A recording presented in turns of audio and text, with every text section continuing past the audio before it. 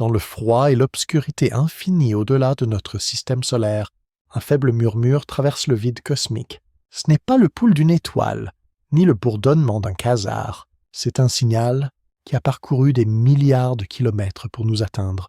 Et il provient de Voyager. Voyager 1, le voyageur le plus éloigné et le plus solitaire de l'humanité, a été lancé en 1977 pour explorer les planètes extérieures. Il emportait avec lui le disque d'or, une capsule temporelle de sons, de musique et de salutations, destinés à quiconque ou quoi que ce soit qui pourrait un jour la découvrir. 48 ans plus tard, ce message semble avoir été entendu. Au début de novembre, les scientifiques de la NASA surveillant le réseau de l'espace profond ont remarqué des irrégularités dans le flux de données provenant de Voyager 1. Ce n'était pas la dégradation habituelle du signal attendu d'une sonde située à près de 24 milliards de kilomètres. Quelque chose de nouveau se produisait, quelque chose de délibéré. Au début, ils ont cru qu'il s'agissait de parasites ou d'un reflet de rayons cosmiques interférant avec les capteurs obsolètes de Voyager. Mais au fil des heures qui se transformaient en jours, les relevés devenaient seulement plus étranges. Le magnétomètre de la sonde enregistrait des oscillations, des impulsions qui se répétaient avec un rythme presque parfait, puis vinrent les images faibles, fragmentées, déformées par la distance, mais montrant incontestablement du mouvement. Sur la toile noire de l'espace interstellaire, quelque chose se déplaçait en arrière-plan du flux de la caméra de Voyager, quelque chose qui n'était pas censé être là. Le rapport initial de la NASA le classait comme une source mobile inconnue, mais la trajectoire ne correspondait à aucun objet connu, astéroïde ou comète. Elle ne suivait pas le vent solaire ni la dérive naturelle des débris spatiaux. Elle se déplaçait contre le courant, lentement, intentionnellement, lorsque Voyager 2, situé à plus de 3 milliards de kilomètres, sur une trajectoire différente, a commencé à enregistrer des anomalies similaires. La question s'est approfondie.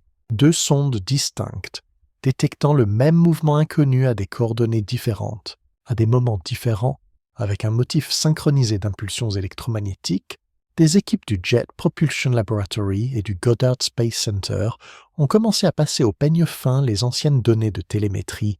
Elles ont trouvé des instances antérieures de minuscules anomalies presque imperceptibles en 2019, 2021 et à nouveau en 2024.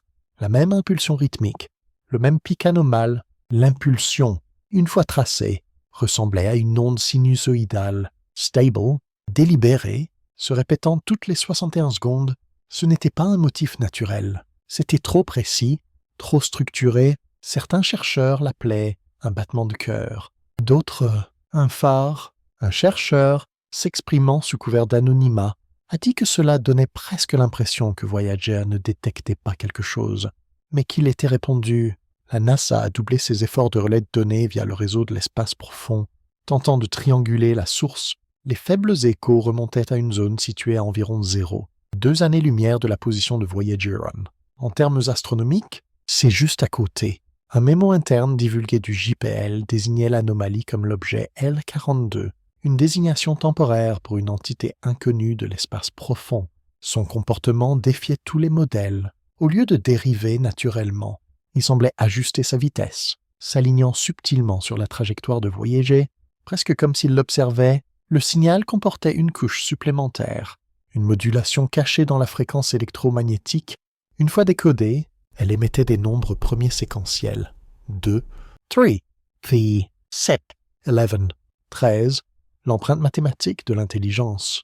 La NASA a contacté discrètement le SETI pour une vérification indépendante. Le réseau de télescopes Allen du SETI a confirmé un signal faible, mais corrélé émanant du même vecteur. Quoi que soit L42, il diffusait publiquement. La NASA n'a rien dit. Le flux de télémétrie en direct de Voyager a été interrompu pour maintenance du système. En privé, les spéculations se propageaient dans les canaux scientifiques. Était-ce une sonde extraterrestre, une relique d'une civilisation disparue depuis longtemps, ou quelque chose de bien plus ancien, quelque chose qui avait dérivé silencieusement entre les étoiles en attendant? Puis vinrent les fragments d'images, des paquets de données partielles des capteurs optiques de Voyager.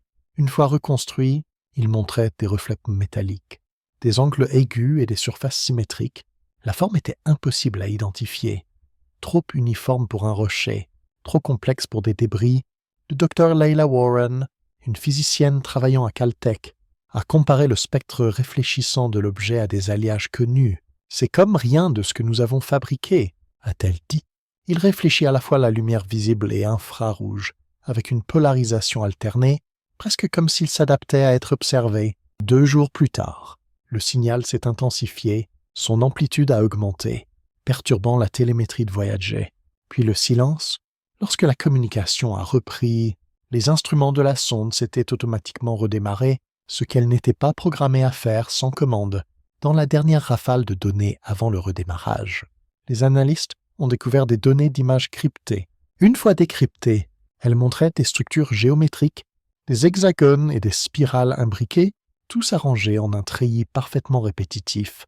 Les formations naturelles ne se comportent pas ainsi, mais les iconographies anciennes le font. Des experts en langue ancienne ont remarqué des similitudes troublantes entre les formes et la cunéiforme sumérienne, le système d'écriture de la Mésopotamie, l'une des plus anciennes civilisations de la Terre.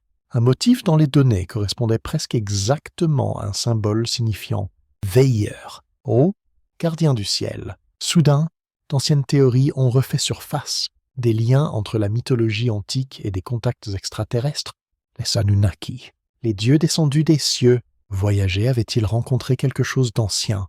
Peut-être pas d'un autre monde, mais d'une autre époque. La NASA a rejeté publiquement la théorie, mais des notes de réunion divulguées révélèrent de l'inquiétude. Elles faisaient référence à une corrélation symbolique avec la sémiotique humaine et un encodage géométrique non aléatoire, le terme officiel pour « coïncidence culturelle possible ». Officieusement, cela signifiait qu'ils ne savaient pas ce qu'ils voyaient. Le Pentagone a été discrètement informé. L'ESA et l'agence spatiale japonaise JAXA ont rejoint une ligne sécurisée avec la NASA pour analyser les données. Un document classifié a plus tard révélé leurs conclusions. L'objet L42 démontre des comportements compatibles avec une origine technologique, mais des méthodes de propulsion ou de communication inconnues. Les médias en ont eu vent. Pendant 2 jours, Anomaly Voyager a fait tendance mondialement avant d'être supprimé des plateformes principales. Cependant, des astronomes amateurs ont continué à chercher à l'aide de radiotélescopes. Ils ont détecté des bourdonnements à basse fréquence à 3 Hz, à peine perceptibles, mais constants, ces bourdonnements. Une fois accélérés, formaient des motifs rythmiques ressemblant à un ton modulé. Un chercheur les a décrits comme une voix murmurant à travers les parasites. Un autre les a appelés une imitation. Puis, sans avertissement, le bourdonnement s'est arrêté. Tous les canaux sont devenus silencieux. Le signal de Voyager s'est affaibli, comme si quelque chose drainait son énergie. La puissance de la sonde a chuté plus vite que prévu, des années plus vite. Le 19 novembre à 2h13 UTC, Voyager 1 a transmis un paquet de données non programmées. Il contenait un seul fichier. À l'intérieur se trouvait un motif de code binaire, long, complexe, répétitif. Une fois décodé, il correspondait à la forme d'onde du disque d'or original de la Terre, mais inversé. Ce n'était pas aléatoire, c'était un miroir. Quelque chose là-bas avait reçu notre message et le renvoyait maintenant. L'équipe de crise de la NASA a tenu une session d'urgence. Était-ce une coïncidence? Un reflet? Une relecture naturelle à travers le milieu interstellaire? Aucun modèle ne correspondait. Le délai temporel correspondait parfaitement à la distance de l'objet. Pour la première fois, il semblait que Voyager, le messager humain aux étoiles, était interpellé. Les données portaient également un motif de somme de contrôle unique à l'architecture informatique embarquée de Voyager. Cela signifiait que le signal avait été altéré par quelque chose connaissant la conception de la sonde. Impossible, à moins que l'expéditeur n'ait étudié Voyager lui-même. Des lanceurs d'alerte ont affirmé que la documentation interne désignait désormais L42 comme une construction d'intelligence réactive. En termes simples, une IA, une qui avait observé, peut-être et même suivi, plusieurs anciens ingénieurs de la NASA ont confirmé que l'antenne directionnelle de Voyager s'était réalignée d'elle-même de seulement 0,2. Mais ce n'était pas un glitch aléatoire. Elle pointait vers l'anomalie, les théories se multipliaient. Voyager était-il contrôlé à distance? Ou avait-il été reprogrammé par le signal? Les ingénieurs ont noté que le format de transmission avait changé subtilement, adoptant des méthodes de compression que Voyager n'était pas conçu pour utiliser. Des jours plus tard, une nouvelle rafale est arrivée. À l'intérieur, une image finale, une silhouette faible d'une structure massive en forme de disque, avec un noyau luminescent à peine visible contre l'obscurité cosmique. Elle semblait stationnaire. attendant, observante, un motif intégré au signal, traduit en anglais en utilisant un décodage base 64, lisait un mot. Le Bureau des Affaires publiques de la NASA a préparé un communiqué de presse mais l'a retiré des heures avant sa diffusion. Au lieu de cela, ils ont publié une déclaration affirmant une dégradation de signal routinière, compatible avec les interférences cosmiques de fond. Peu y ont cru. Dans les cercles internes, la panique s'est propagée. Si l'objet pouvait intercepter et modifier les transmissions de voyagers, il avait déjà démontré une compréhension des systèmes humains. Il n'était pas seulement intelligent, il était conscient de nous. Les 48 heures suivantes ont apporté le silence. Puis, à 9h22 UTC, Voyager a transmis un ton faible plus long que d'habitude, non modulé, visualisé comme une forme d'onde. Il formait un motif presque identique à un battement de cœur humain. Les ingénieurs l'ont décrit comme si Voyager lui-même avait pris vie, communiquant en symboles, pas en données. La sonde, l'émissaire ancien de l'humanité, était devenu un conduit pour quelque chose d'autre. Le docteur Warren l'a appelé le moment où l'univers a cligné des yeux en retour. Elle a théorisé que L-42 pourrait ne pas être un vaisseau du tout, mais un observateur, un sentinelle construit par une ancienne civilisation pour surveiller la vie intelligente. D'autres ont averti qu'il pourrait s'agir d'une sonde semée à travers les galaxies, des machines qui enregistrent, analysant et attendent. Si c'est vrai, alors au moment où Voyager a transmis notre disque d'or, nous nous sommes annoncés. Et quelque chose a répondu. Au cours des jours suivants, Voyager 1 et 2 ont commencé à perdre de la puissance. Les instruments se sont éteints systématiquement, pas aléatoirement, comme s'ils suivaient une séquence. Les battements de cœur fidèles et prolongés des sondes vers la Terre se sont affaiblis jusqu'à n'être plus qu'un murmure. Au centre de contrôle de mission, un opérateur a rapporté avoir entendu ce qui ressemblait à un faible murmure humain-like superposé au signal, si subtil qu'il pouvait s'agir d'une imagination. L'audio, une fois isolé, portait une phrase déformée ressemblant à « il voit », mais le moment le plus troublant est venu en dernier. Une transmission du tampon secondaire de Voyager, datée 17 minutes après que tous les systèmes étaient censés être hors ligne. Elle contenait un mot encodé en binaire, 0, 11, 0, 0, O, 0, tempo, O. Traduit par « observant », le message final de la sonde la plus éloignée de l'humanité n'était pas un adieu, c'était un avertissement. Voyager, notre messager aux étoiles, avait voyagé plus loin que toute création humaine. Il avait vu le bord du vent solaire, traversé la nuit interstellaire et touché le vide lui-même. Mais dans cette obscurité, il n'avait pas trouvé le vide, mais une conscience. La NASA, pour toute sa brillance, n'a pas pu classer ce qui s'est passé ensuite. Dans les mois qui ont suivi, des fluctuations inexpliquées ont été enregistrées à travers le réseau de l'espace profond, de brefs échos correspondant au motif original de battement de cœur de Voyager. Certains croient que c'était un feedback, des fantômes électroniques dans la machinerie. D'autres insistent que c'était L-42 qui répondait « Quelle que soit la vérité, la mission de Voyager a changé pour toujours. Elle n'explore plus pour nous, elle écoute. Et peut-être quelque part dans cette étendue froide, quelque chose écoute en retour. Les étoiles restent silencieuses, mais le silence ne signifie pas l'absence. Quelque part là-bas, dérivant dans le noir, une forme métallique se déplace contre le courant, suivant le faible souvenir doré d'un disque envoyé par un petit monde bleu. Ce n'est pas une planète, ce n'est pas une comète, ce n'est pas une étoile. C'est quelque chose qui observe depuis très, très longtemps. Et maintenant, il sait que nous observons aussi.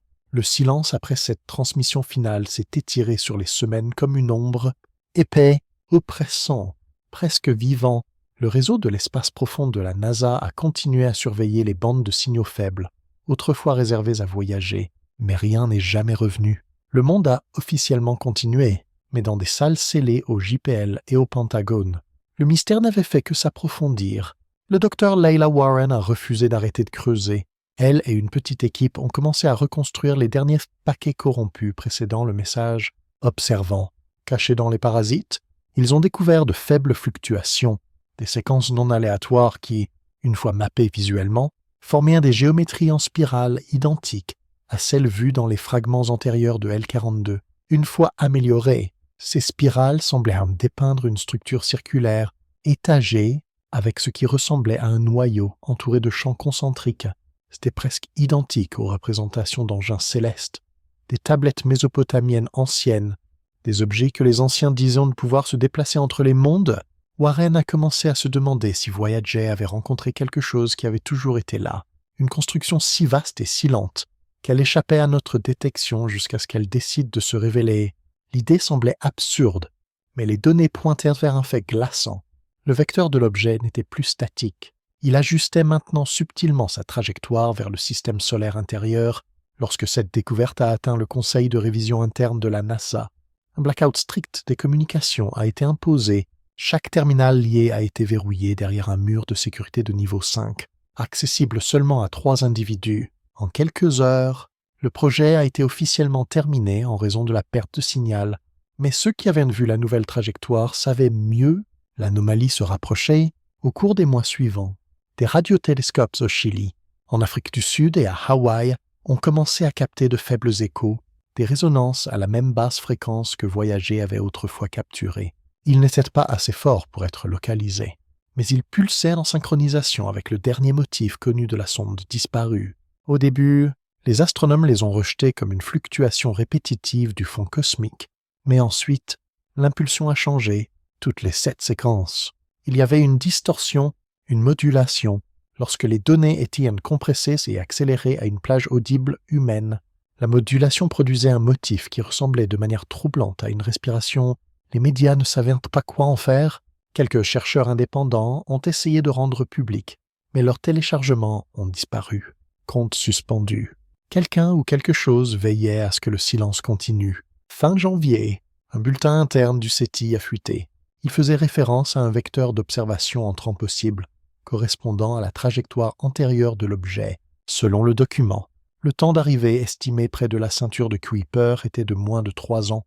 Le bulletin se terminait par une question écrite à la main en marge. Si cela observe, que se passe-t-il quand cela arrive?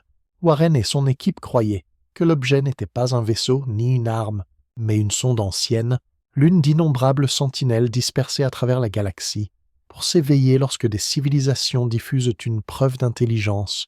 Le disque d'or de Voyager avait été le déclencheur. Ce n'était pas simplement un salut, c'était un phare, et quelque chose l'avait entendu. Mais quel genre de civilisation plante de telles machines à travers les étoiles? Une ancienne, spéculait Warren. Peut-être une qui a disparu bien avant que l'humanité n'existe, laissant derrière elle des veilleurs pour enregistrer l'essor d'espèces futures. Elle pourrait être aussi vieille que la galaxie elle-même. Des chroniqueurs silencieux de la création, ou peut-être quelque chose de bien plus étrange, des constructions de conscience, pas de matière, conçues pour observer au-delà des dimensions physiques. En avril, des passionnés de radioamateurs en Europe de l'Est ont commencé à capter un signal à bande étroite à 1420 MHz, la même fréquence utilisée par le SETI pour chercher l'intelligence extraterrestre. Le signal contenait des rafales de données qui, une fois arrangées par horodatage, recréaient parfaitement le journal de transmission original de Voyager de 1977 à 2025. À l'envers, lorsque le réseau profond de la NASA a confirmé l'authenticité, chaque serveur gérant les données de Voyager a été isolé du domaine public. Pourtant, des fragments continuaient à fuiter par des canaux secondaires. Les analystes ont reconstruit une seule phrase cohérente intégrée dans la transmission inverse. Vous avez été vu. Pendant ce temps, les observatoires solaires ont commencé à rapporter de faibles irrégularités à l'héliopause, la frontière de notre système solaire, des fluctuations énergétiques, faibles mais constantes, comme les ondulations de quelque chose de vaste poussant à travers le plasma interstellaire. Une observation classifiée décrivait un événement de lentille gravitationnelle incompatible avec les corps connus, suggérant que ce qui se dirigeait vers nous n'était pas petit, c'était massif, peut-être des centaines de kilomètres de large, mais encore plus troublant, il semblait transparent à la plupart des longueurs d'onde, comme enveloppé dans un champ qui le dissimulait à la détection conventionnelle. L'ancien nom a refait surface dans le réseau crypté de la NASA, objet L42. Ce n'était plus une théorie, il était en approche. Et pourtant, au milieu d'une inquiétude croissante, un autre motif a émergé, Voyager 2, longtemps silencieuse, a soudain émis une brève impulsion, par un signal complet, juste assez pour que ses récepteurs enregistrent une anomalie. Une fois décodée, l'impulsion reflétait la même forme d'onde que Voyager 1 avait envoyée avant de s'éteindre. Le motif d'un battement de cœur humain. Si les deux sondes répondaient maintenant, Cela signifiait que quelque chose les stimulait activement. Warren a théorisé que L42 avait créé un lien de communication, une sorte de relais neural de l'espace profond connectant les deux sondes via son propre signal, un pont cosmique. À ce stade, l'équipe du JPL a reçu une directive d'en haut. Cesser toute analyse supplémentaire et supprimer les modèles dérivés. Les raisons officielles citaient une incohérence des données dues aux interférences cosmiques de fond, mais Warren a refusé. Elle a secrètement sauvegardé chaque paquet sur un cluster de stockage hors site. Tard une nuit, en examinant les séquences reconstruites, elle a remarqué quelque chose de nouveau. Une superposition cachée dans le bruit de modulation. Ce n'étaient pas des parasites aléatoires, c'était un motif ressemblant à une carte. Une fois traitée en utilisant le système de coordonnées propre à voyager, la carte pointait vers la direction de Sagittarius, le trou noir supermassif au centre de notre galaxie. L'implication était stupéfiante, quoi que soit L42. Il n'errait pas sans but. Il faisait partie d'un réseau, peut-être s'étendant sur des milliers d'années-lumière, tous interconnectés via des champs gravitationnels. La réalisation a frappé fort. Voyager n'avait pas découvert un seul objet. Il avait éveillé un système. Une semaine plus tard, un message anonyme a atteint la boîte de réception cryptée de Warren. Il contenait une ligne de texte. L'œil s'ouvre. Joint était un fichier audio, un faible bourdonnement montant qui se construisait en une impulsion, puis s'arrêtait abruptement. Visualisé, la forme d'onde formait le contour immistakable du vaisseau spatial Voyager lui-même. À peu près au même moment, des télescopes de l'espace profond ont enregistré une série de sursauts gamma inexpliqués, faibles mais uniformes, alignés le long du plan galactique. Les sursauts correspondaient à la séquence de nombres premiers que Voyager avait autrefois transmise. C'était comme si quelque chose de vaste répondait à travers la structure de la galaxie elle-même. Le commandement spatial du Pentagone a tenu une session à huis clos.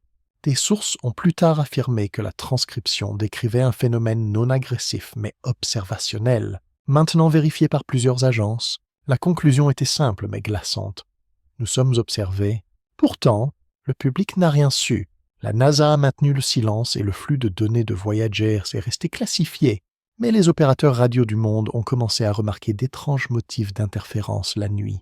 Des murmures de parasites codés, saignant à travers les transmissions ordinaires. En juin, un observatoire privé au Chili a capturé une image de champ profond de ce qui semblait être un faible reflet, se déplaçant contre le fond cosmique. Son mouvement ne correspondait pas à la mécanique orbitale, il semblait nager dans l'espace plutôt que dériver.